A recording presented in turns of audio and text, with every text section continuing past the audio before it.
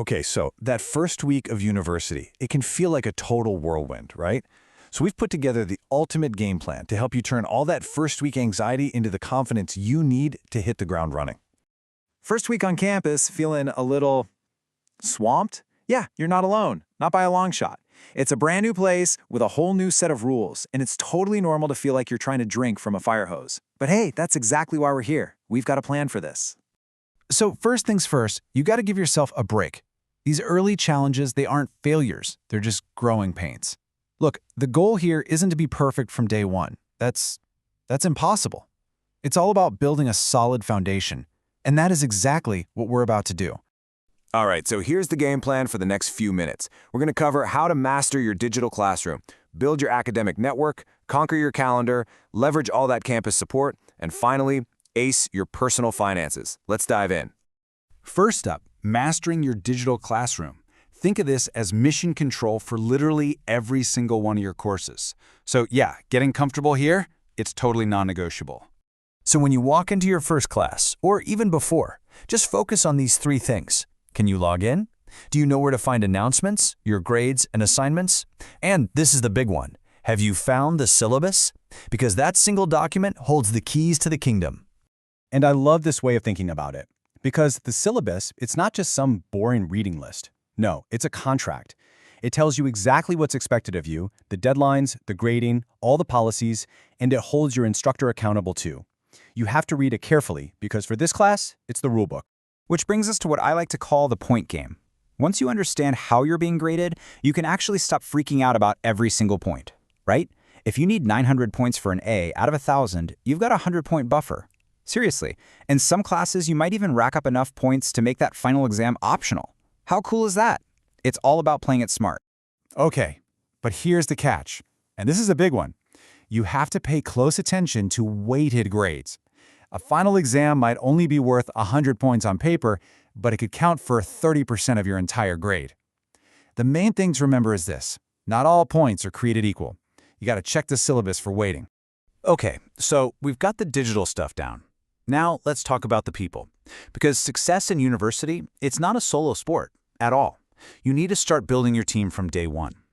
So here's a super simple, totally doable goal for you. In every single class, just try to meet 3 other people. That's it. Literally just turn to the person next to you, say hi, maybe get their number. It's a tiny step with a massive payoff. And here's why that tiny little step is such a game changer. This little group becomes your lifeline. You can share notes if you get sick, you can quiz each other before a big test, and get this, one of the absolute best ways to make sure you understand something, try explaining it to someone else. It's magic. But your network doesn't stop with your classmates. Your most valuable connection could be your instructor. You've got to go to their office hours and do it in the first week, not because you have a problem, just go say hi, introduce yourself. It makes it so much easier to ask for help down the line, and you never know, that relationship could turn into a killer reference someday. All right, section 3.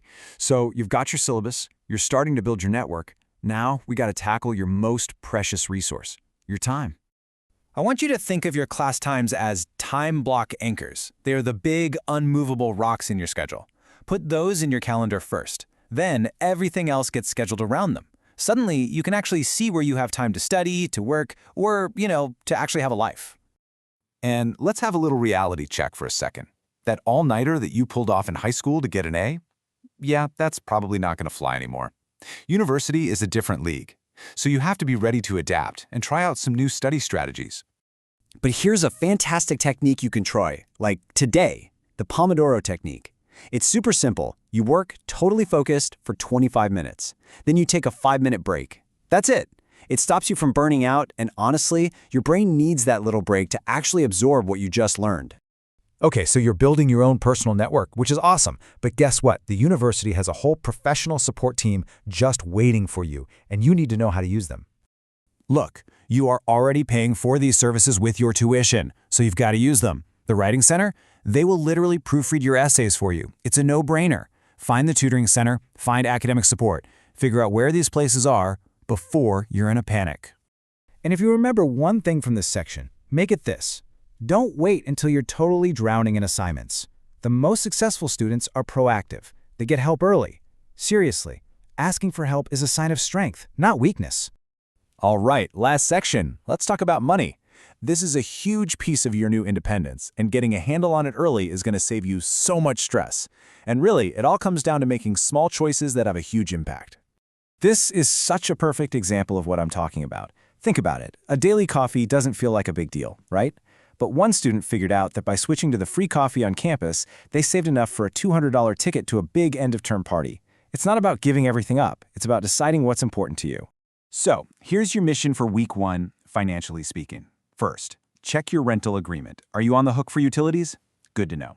Then, just track your spending for a couple of days. You might be surprised where your money's going. And yeah, for real, find the free coffee. These little things set you up for success. So there you have it. That's the game plan, your ultimate guide to not just surviving, but actually crushing your first week. You've got the playbook for your classes, your people, your time, your support, and your money. So the only question is, what's the very first step you're going to take this week?